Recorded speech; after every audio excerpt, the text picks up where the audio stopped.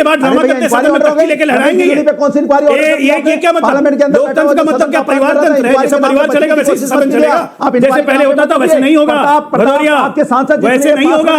अगर ऐसे करिएगा, अगर आचरण के विरुद्ध जाइएगा तो दंडित होइएगा। भूल जाइए परिवार तंत्र खत्म हो गया, नहीं आने वाला है परिवार तंत्र। जो गंभीरता तो व्यूअर देख रहा है कि पार्लियामेंट के अंदर से किस तरह से 143 सांसदों को बाहर कर दिया गया, ये गंभीरता है। मैं आपसे पूछना चाहता हूं, ये लोकतंत्र की हत्या नहीं है कि पार्लियामेंट में जनता की आवाज न उठ पाए? ये गंभीरता है कि 7 धरने पर बैठा कितने किसानों की मौतें हो गई, उसमें कहां था? ये कहां था जब महिला धरने पर बैठ के देश के लिए मेडल जीत के आई थी? कहां था ये गंभीरता? कहां थी गंभीरता जब देश की प्रथम राष्ट्रपति महिला आदिवासी महिला को इन्होंने पार्लियामेंट के नए भवन का उद्घाटन किया, नहीं बुलाया? कहां थी गंभीरता? कहां थी गंभीरता जब बात हुई थी मणिपुर में बेटियों के साथ अन्याय हो रहा था? कहां गई थी गंभीरता भारतीय जनता? जिस फुआर तरीके से मिमिक्री हो रही थी, क्या वो शोभा देता है? और मैंने ऑनरेबल प्रेसिडेंट को कोट किया है। अब मैं जवाब दे रहा हूं। देखिए, आपको गंभीर विषय है और मुझे लगता है इसको गंभीरता से चर्चा होनी चाहिए। बिल्कुल। पार्लियामेंट के अंदर में किस बात पे चर्चा मांग रहा है विपक्ष?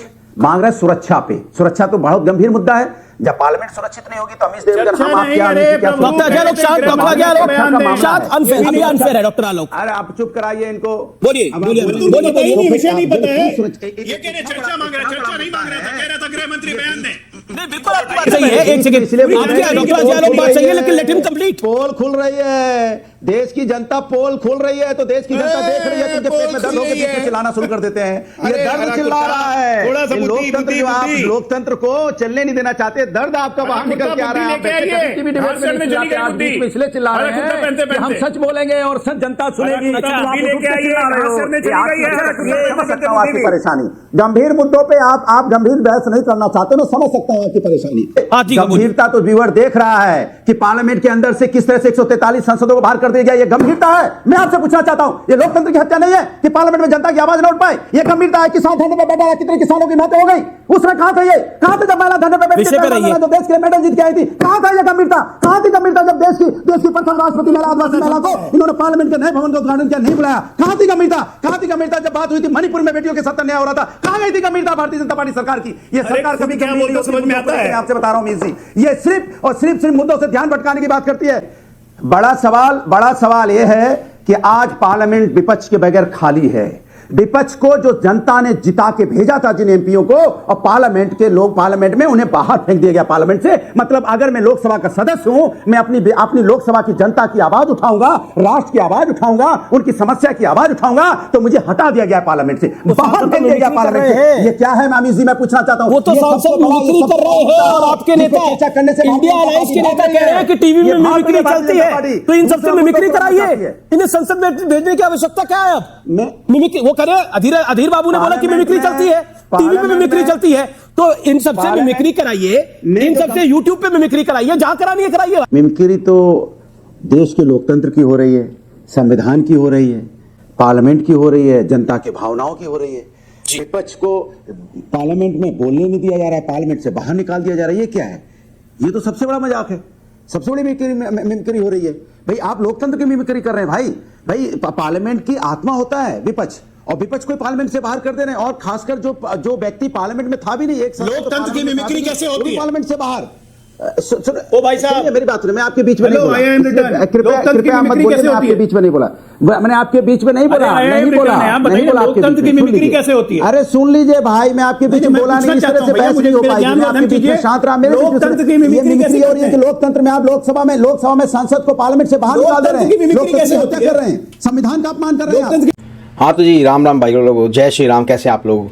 आपका स्वागत है हमारे चैनल पे। तो जी आज एक छोटा सा वीडियो बनाया है, जो कि आपको पता है अभी संसद भवन पे हमला हुआ था, वो स्मोक कैंस से 4 लोगों ने नारेबाजी भी की थी और हमला भी किया था, अरेस्ट हो गए हैं वो।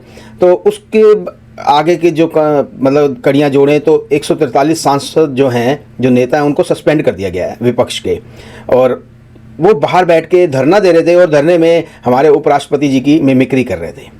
तो जी ये है इनका लेवल कि एक इतने सर्वोच्च पद पे बैठे हुए उपराष्ट्रपति जी के ये मिमिक्री कर रहे हैं बाहर बैठ के, और राहुल गांधी जी हमारे वो वीडियो बना रहे हैं और सब हंस रहे हैं। मतलब आप उस वीडियो को देखेंगे तो आपको खुद को ही अच्छा नहीं लगेगा। और ये जो इंडिया अलायंस है, ये कोई भी ऐसा मौका नहीं छोड़ता जिस पे कि ये मतलब देश को के लोकतंत्र पे हमला ना करे। और ये इनके हमले जब हुए हैं, उसका फ़ायदा बीजेपी को ही होता है, उसका फ़ायदा मोदी जी को ही मिलता है। हर बार 2-4-10 सीटें बढ़ जाती हैं उनकी, और 2024 में इसका आपको असर दिखाई देगा। और फिर मोदी जी भी ऐसे हैं कि वो उस बात को पूरा एंड तक खींच के ले जाते हैं।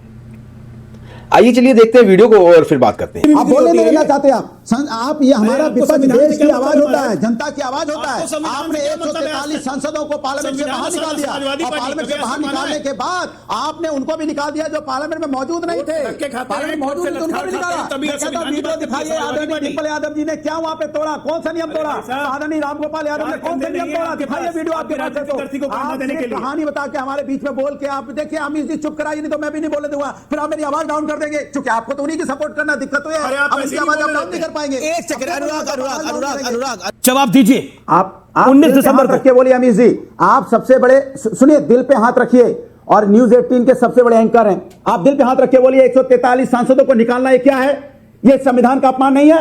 विपक्ष को पार्लियामेंट से बाहर कर देना ये संविधान का अपमान? दिल पे हाथ रख के बोलिए, क्या लोकतंत्र का अपमान नहीं है? जो जनता ने चुन के भेजा है कि जनता की आवाज उठाएंगे, जनता के मुद्दों को वहां रखेंगे, उनको पार्लियामेंट से बाहर कर देना, जनता के मुद्दे वहां उठ ना पाए, ये मजाक नहीं है? तो क्या आप बताइए, दिल पे हाथ रख के, मैं दिल पे हाथ रख के बोल रहा हूं, आप बताइए दिल पे हाथ रख के कि मजाक नहीं है क्या? मैं तो दिल पे हाथ रख के ये कह सकता हूं कि मिमिक्री करना अगर स्टूडियो में भी, अगर गृह मंत्री आके जवाब दें, जबकि स्पीकर जवाब दे चुके हैं, सारे दलों के आ चुके थे। Anurag ji, investigation inquiry order हो गई है, उसके बाद नौटंकी करते हैं यहाँ पे सदन में, कमाल है। और उसके बाद ड्रामा करते सदन में तख्ती लेके लहराएंगे। कौन सी इंक्वायरी? ये क्या मतलब? लोकतंत्र का मतलब क्या परिवार तंत्र है? जैसे परिवार चलेगा वैसे सदन चलेगा, जैसे पहले होता था वैसे नहीं होगा। भदौरिया, आपके सांसद वैसे नहीं होगा।